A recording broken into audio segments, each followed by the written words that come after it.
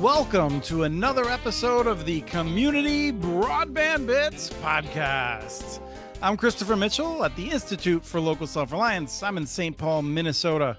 And today I'm speaking with Gigi Sohn once again, who is Benton Senior Fellow and Public Advocate at the wonderful Benton Institute for Internet and Society. Welcome back, Gigi. It's great to be here, Chris. You know I love your podcasts. Well, I appreciate every time you're willing to come on. And here we have a hot topic. We're just recording this straight. We're not going to do any editing unless I'm really go off the rails, I guess. And we're going to talk about, we're talking hours after Secretary of Commerce Lutnick testified on the Hill in front of the Senate. And we're going to talk about that. You had a quick write-up on LinkedIn, seemed a bit hot under the collar, and I love Gigi hot under the collar, so I wanted to bring you on to do a quick reaction. Yeah, so the good news is there was a lot of talk about the BEAD program and even about the Digital Equity Act program, even though this was about the Commerce Department's budget. And people talked about lobsters and, NOAA, and tariffs, obviously. So there Right, were CHIPS Act quite a bit. CHIPS Act quite a bit, yeah. So there was a broad array of topics that one could have talked about, but there were, I'd say, at least a half a dozen senators who raised the BEAD program. And what everybody was waiting for was, okay, would Secretary of Commerce Lutnick actually sort of give some guidance about where NTIA was going to go with the BEAD program? And I just want to remind people, it's been 135 days since Trump took office, and 135 days is on the Trump BEAD clock at this juncture. So people were very, very eager to hear where things were going. So if you'll indulge me, I'll tell you what we learned from. I will, but hold on. I wanted to make sure people understood the BEAD was paused at a time in which the checks were ready to be written. Contractors had hired people in multiple states and were ready. We would actually probably have had connections to fiber networks by now. We have seen plans in which we now know that almost all the states have figured out how to connect. All the states that have gone through with their plans, which is half of them or more, have figured out how to, within the budget, do a really great job of getting people connected. So we've learned a lot in this time. And in the meantime, we are just waiting for no reason. And as we'll discuss, there is no logical justification for what is actually happening. I suspect is where you'll come down. But first, we'll talk about what actually we learned that was new today. Yeah, I now agree with you. There were 3 states that literally were ready to put the shovels in the ground on January 1, and they were being withheld a very, very simple approval from the National Institutes for Standard and Technology, or NIST. And then Secretary Lutnick put a 90-day pause on the program, really, I think for no good reason. But let me talk about what was revealed today. And I can't say it was heavy on substance, but I think it's giving us a sense of the direction that at least the Department of Commerce wants to go. So the Secretary Lutnick talked about there being a new notice of funding opportunity soon, and that it would require the states funding programs to be tech agnostic or tech neutral. He kind of used those terms interchangeably. I also used the terms and to be the cheapest or most cost efficient use of the money. So those are actually two different things, but those are the terms that he used. And also what cheapest could also be kind of, massaged. What he said was when this NOFO comes out, and I'll talk about the NOFO in a second, the states will have 90 days to submit, I assume, a new final proposal. He wasn't specific about that. And that NTIA would take 90 days to review all 56 final proposals. And then he promised. Your reaction to that is predicated on the idea that, like, we have a sense of what it takes to review this stuff, and that is a pretty short period of time to not just review, but to go back and forth and to clarify and this and that, presumably. well, also the 90 days to submit a new, a new proposal, final proposal. Like some of the states have laws, state laws that are guiding this funding.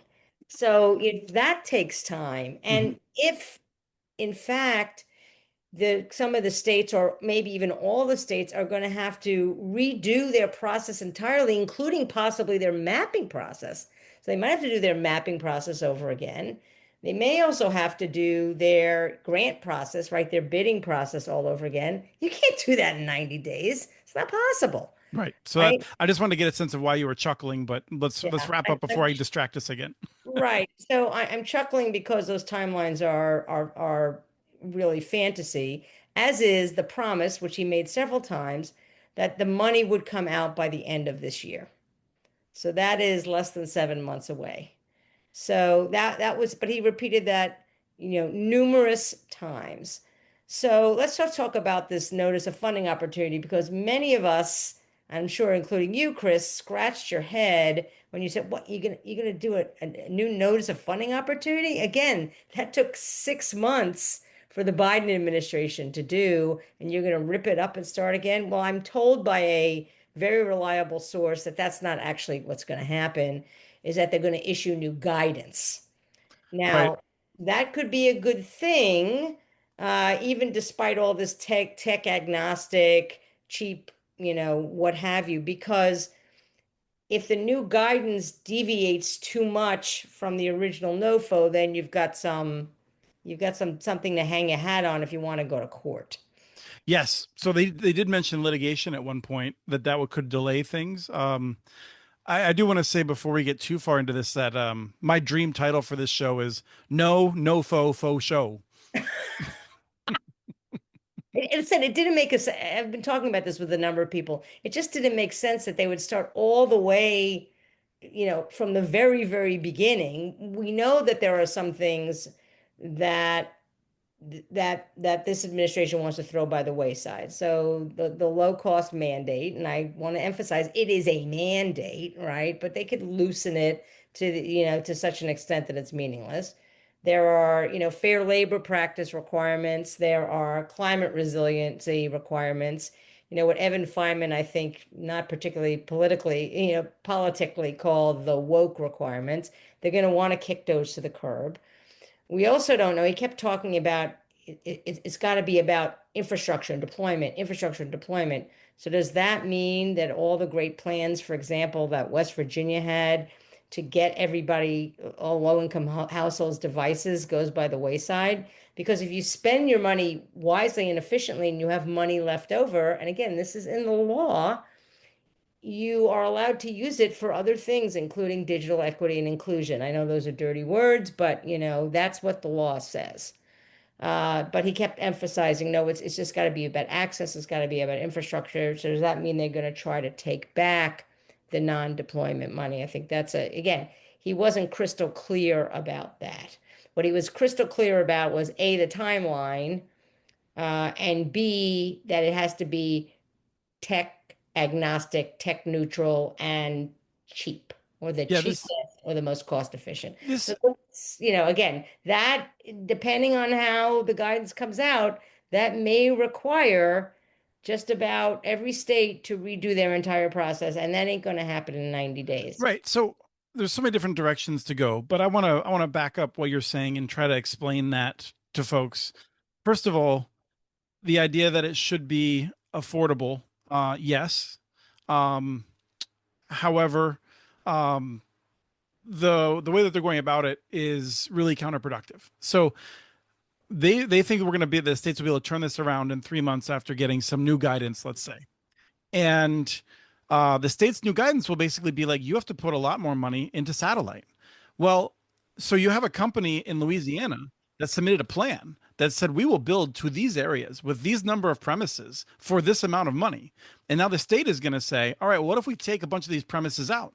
Well, the economics of the entire build have just changed. And they're going to have to go through that. And there's going to be areas that are now not economic. And there's a whole balancing. So That's what happens is because you're not just necessarily going to be like, okay, we're going to take everyone in this project area and give them a low Earth orbit satellite. Well, that would be a terrible idea because then you're going to end up like not being able to, you're going to be over capacity for low Earth orbit satellite there. So you're going to have to take probably a number of the homes that are in existing areas and you're going to take project areas and depopulate them. Maybe none of these are economic anymore. I mean, it's just it's going to be a mess. That's why it's so crazy to think that this could be done in 3 months. Yeah, exactly right. I mean, I don't think that a whole lot of thought has really been given to, what the sort of the downstream negative consequences would be of something like this. And the other thing, and I believe that a reporter asked Secretary Lutnick afterwards, is there going to be a price per location requirement, right? And I've heard wild numbers, everything from $20,000 a location, which probably would be generally pretty good, to as low as 1,500, 1,200. ITIF just wrote in the on the Hill $1,200. Yeah, well, we can talk about that proposal because that is a nut bar proposal that will never happen. Okay, I appreciate Joe Kane's passion about it, but if he thinks that, Congress is going to give all the remainder of money that's saved by having a $1,200 cost per location to affordability, he's smoking crack. I mean, Right. So and but let's be clear about the thing that kills me about this. Let's not lose sight of the fact because I know you haven't. Listeners might have. States have come in under budget. The this is a reaction that we are seeing from Secretary Lutnick. I think they thought this would be easier because a lot of states wouldn't be able to meet the budget. But Congress set up a pool of funds and said, we think states can get it done for that. States have figured out how to get it done for that. And Secretary Lutnick is pulling the carpet out from under them, having said, well, now we're going to change all the rules on you. And that's what's happening here. It's not that fiber is too expensive. The states figured it out, and the federal government is changing the rules on them. right. And, possibly to favor Musk, although who knows, he's persona non grata in the last. That I wanted to ask you about that. So we'll come back to that. But I mean, it's the great irony here, although nothing's ironic with this administration, right? I tell people all the time, do not think of this administration as a typical Republican administration because it isn't. Because in a typical Republican administration, you'd want the states to take the lead as Congress demanded. And you wouldn't want the federal government to do command and control. That's the exact opposite of what's happening here. It's like the federal government wants to tell the states what to do. So, it's supremely ironic, but unfortunately, that's what's happening. Let me make one other point, Chris, because I think it's important. There's a provision in the infrastructure law about priority broadband projects, okay? And those are projects that, provides broadband service that is, meets speed, latency, reliability, consistency, and quality of service, and that the network that is built can easily scale to speeds over time to meet the evolving connectivity needs of households and businesses and support the deployment of 5G, successor wireless technologies, and other advanced services. Okay, so that's the definition. But the law also says that priority broadband projects have to take priority. That is a mandate, all right, in determining how to serve unserved and underserved areas and community anchor institutions. Priority broadband projects go first. Okay, to me, there's one technology that meets the definition of priority broadband. It ain't satellite. We can argue whether fixed wireless would meet the bill, but it ain't satellite. That's for damn sure. So, Secretary Lutnick has to be kind of careful about writing the priority broadband project mandate out of the law. And if you really make something that is tech neutral and say, no, you cannot prioritize fiber ever, then you're writing it out of the law. And that's Mhm. There's a quote that I wanted to bring up in which Secretary Lutnick said, one of the reasons why we don't have broadband laid in this country is because you require small contractors to have climate action plans. And I want to say that my suspicion is of all of the reasons, there's lots of reasons that BEAD has not connected a home yet. Exactly zero of those reasons have to do with the climate action plan. Now, I don't know that the climate action plan was necessary. I think we can argue about it, but I can tell you that nobody has lost sleep over it. Yeah. Look, there's a lot of Sturm and Drang over the affordable, the affordable broadband service requirement. Although the states, there's a whole wide variety. NTIA was very, very flexible.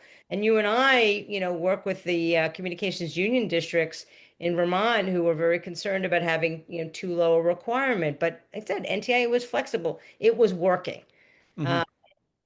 And you're absolutely right. Nobody was saying, I'm not going to apply for BEAD because I needed a climate action plan. And in fact, the exact opposite.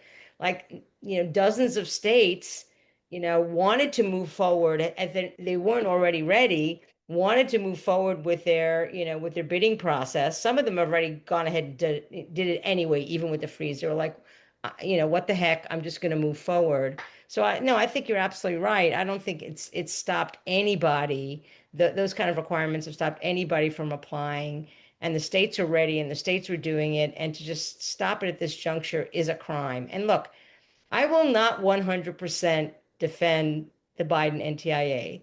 Hmm.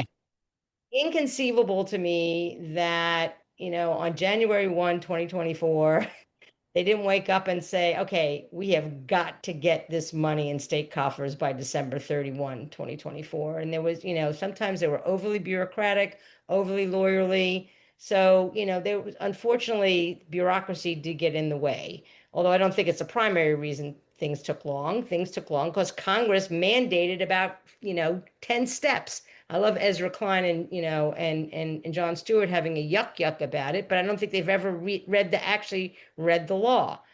But that's beside the point. To delay it even further is just criminal. There's a point where Senator Lujan asked, if the president asks you to cut an infrastructure program, will you cut the program? They go back and forth multiple times over this question.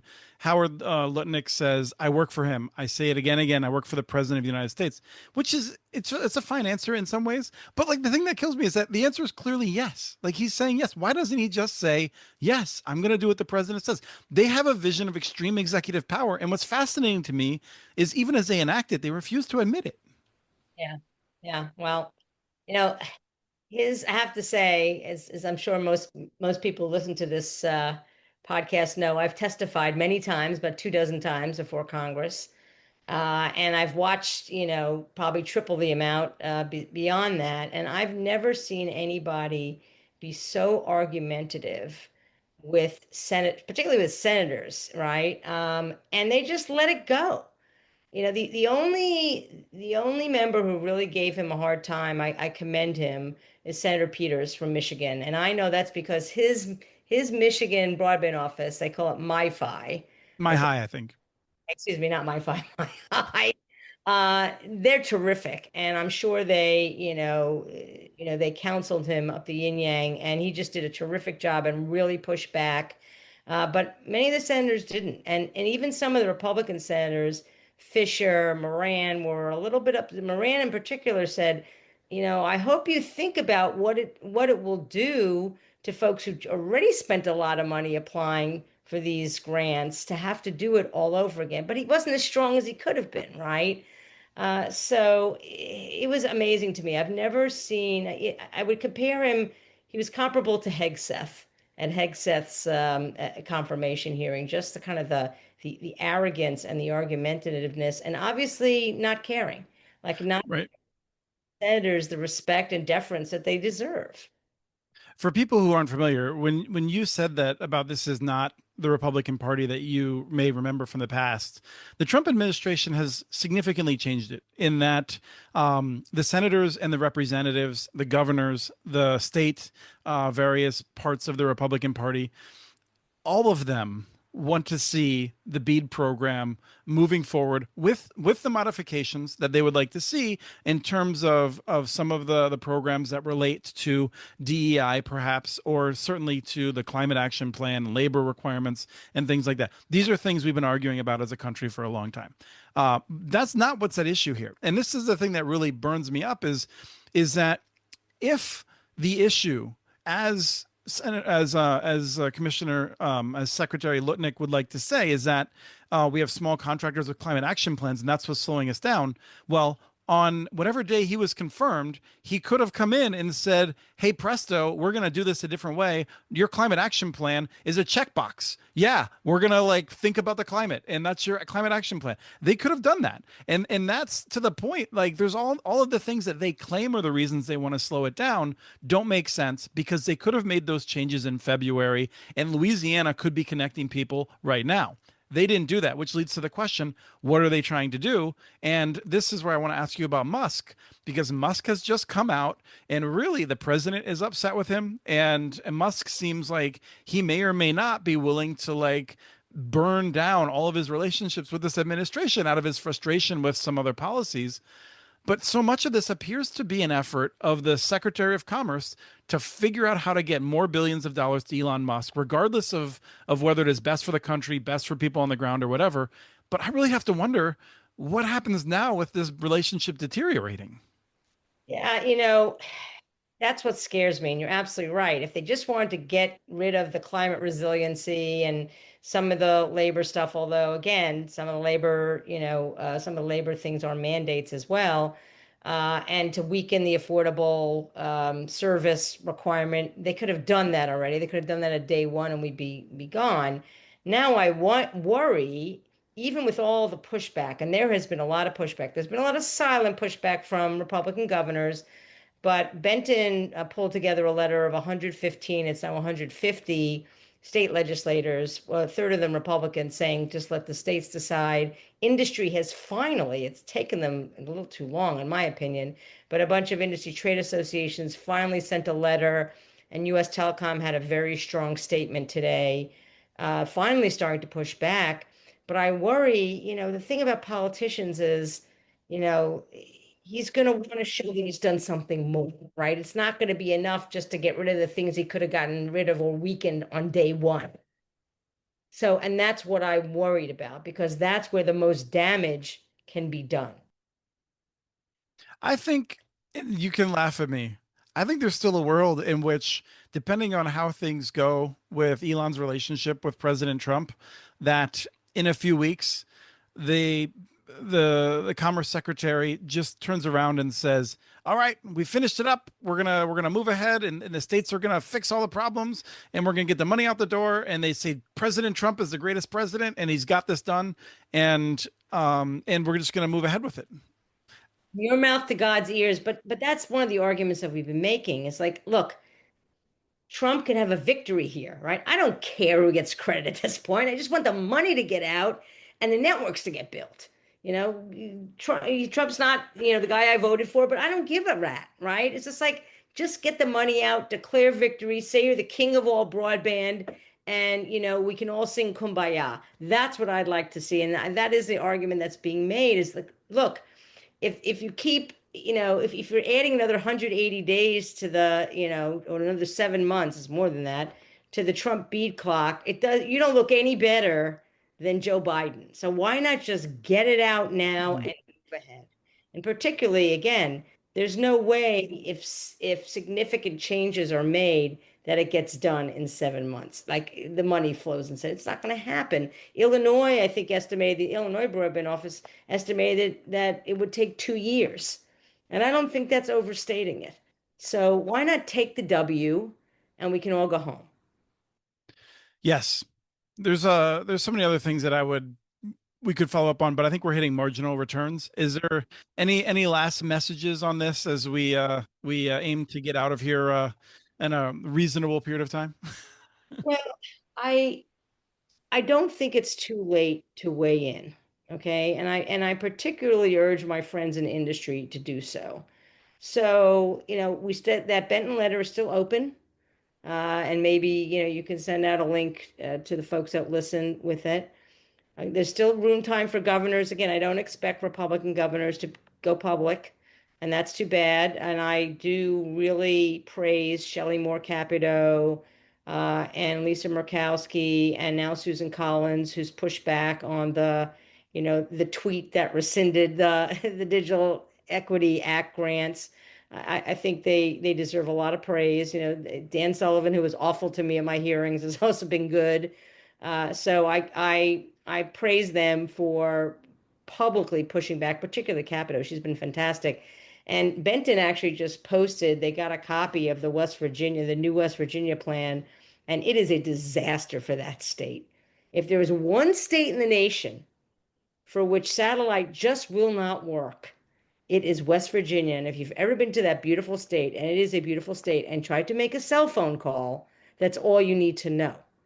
Okay. And their plan was every single location getting fiber, plus money left over for devices and other digital equity things. And they want to throw that in the crapper. It makes no sense. It makes no sense. So my advice to anybody who cares is push back. My understanding is that our letter did have an impact, right? Well, we'll see when it comes out. But time's a wasting. So, please say something and do it soon, particularly if you're industry or you're Republican. Yes, and Andrew Cronenberg on your LinkedIn post actually did share that yesterday the Western Governor Association, I assume responding to written testimony or something that they saw coming from the Commerce Secretary, has responded. That's a lot of Republican governors there, and so we are seeing them reach out. So the last thing I wanted to mention is that we haven't heard anything about Ariel Roth, and I'm pretty surprised because she was very enthusiastic to get into this. I know that, who knows what's happening. There's a lot of things that can happen with changes in the family when you have a child, and but there's been no news. I specifically looked for like, any news story in the past like week or 2 weeks that had mentioned her name at all, and she's just disappeared. And it's fascinating to me that these major changes are happening before she is in place. Well, that's because she's not going to have any role. It's all coming from Lutnick and Secretary Lutnick and Secretary Lutnick's staff. She never was going to have much of a role. I mean, she may be weighing in some small way. I mean, she's still a Senator Cruz's staffer, but I don't think she was ever going to have a major role.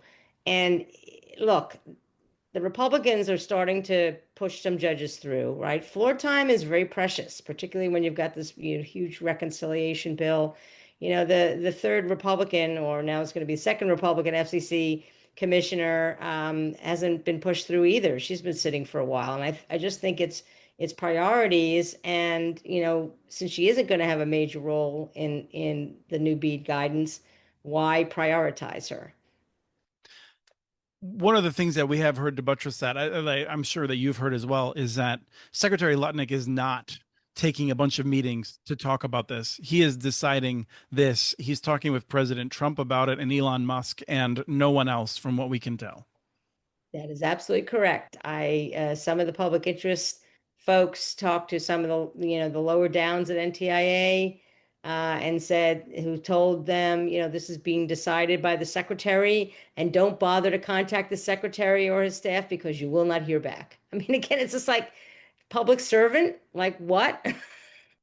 One last thing while we're here is, you just mentioned the Federal Communications Commission. Looks like it soon won't have a quorum, and you just mentioned it doesn't look like they're rushing through to push anyone through. You have any thoughts or comments on it? They may now. So a couple of things. Number one, for a commissioner to give 2 days or 3 days notice and say I'm out the door, just completely unheard of, like crazy. Now, look, you know, insiders like me, kind of had heard through the grapevine for months now that Commissioner Symington wanted to leave.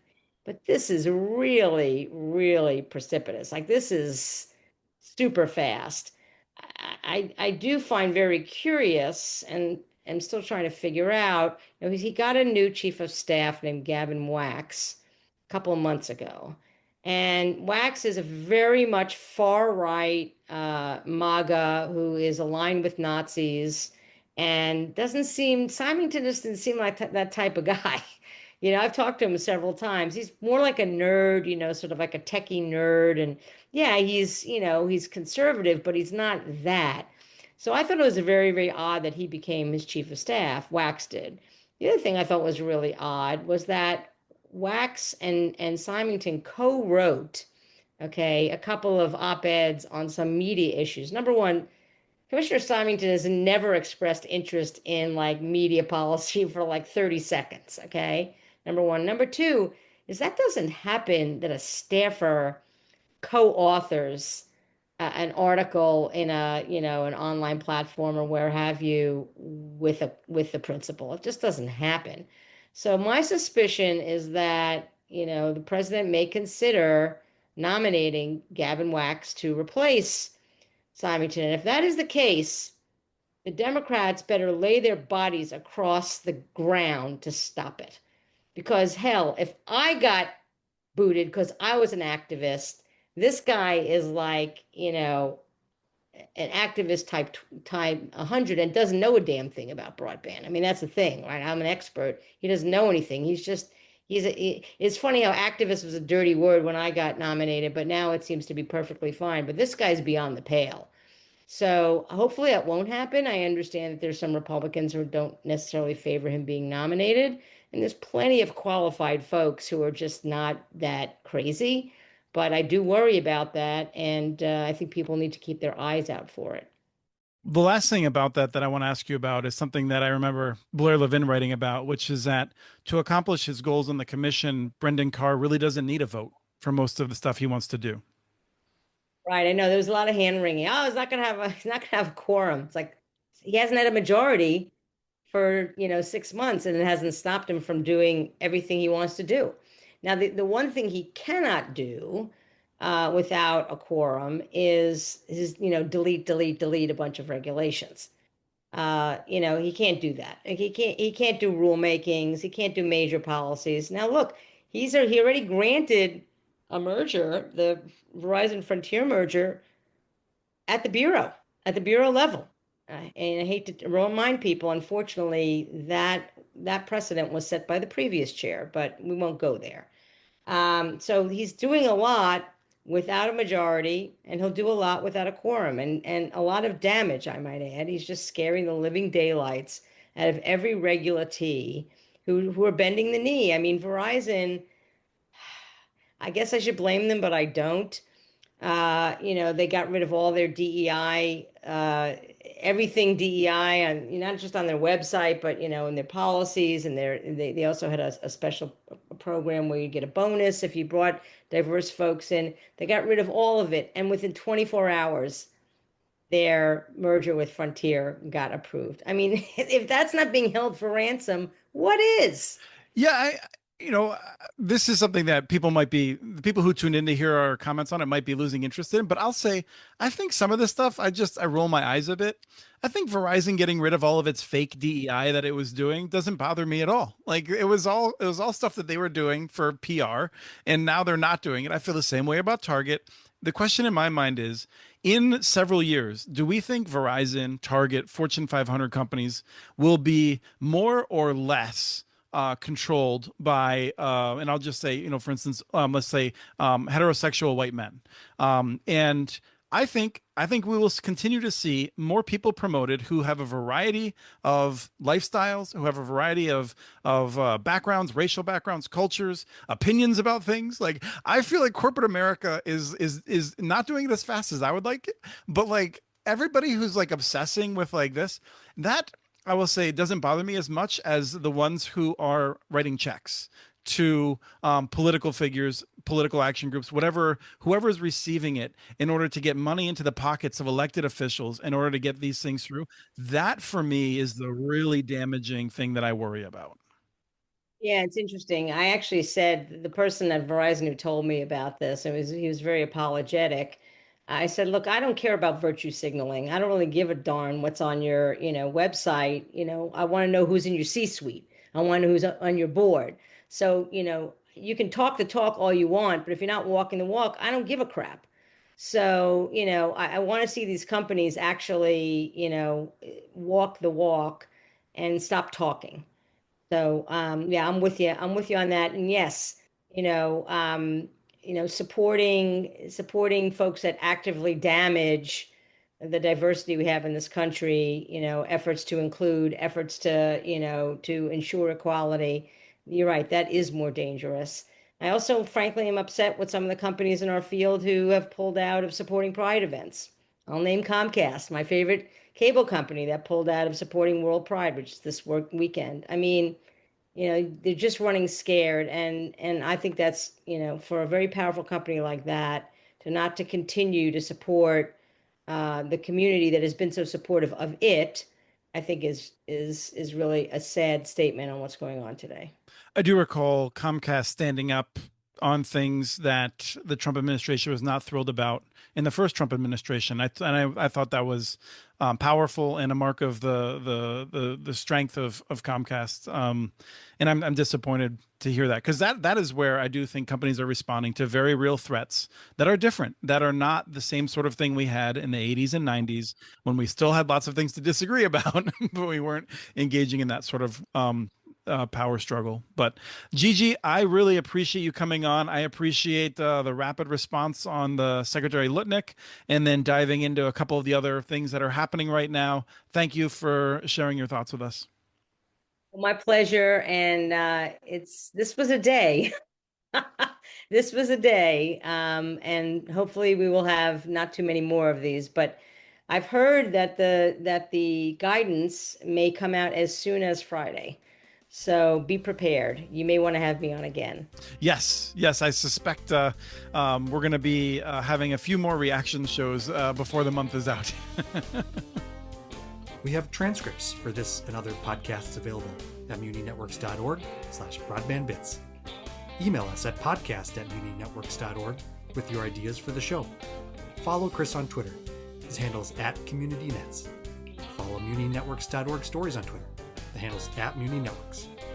Subscribe to this and other podcasts from ILSR, including Building Local Power, Local Energy Rules, and the Composting for Community podcast.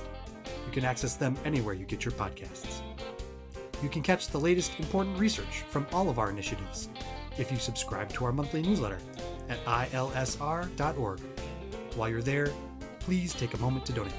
Your support in any amount keeps us going. Thank you to Arnie Hughesby for the song Warm Duck Shuffle, licensed through Creative Commons. This was the Community Broadband Bits podcast. Thanks for listening.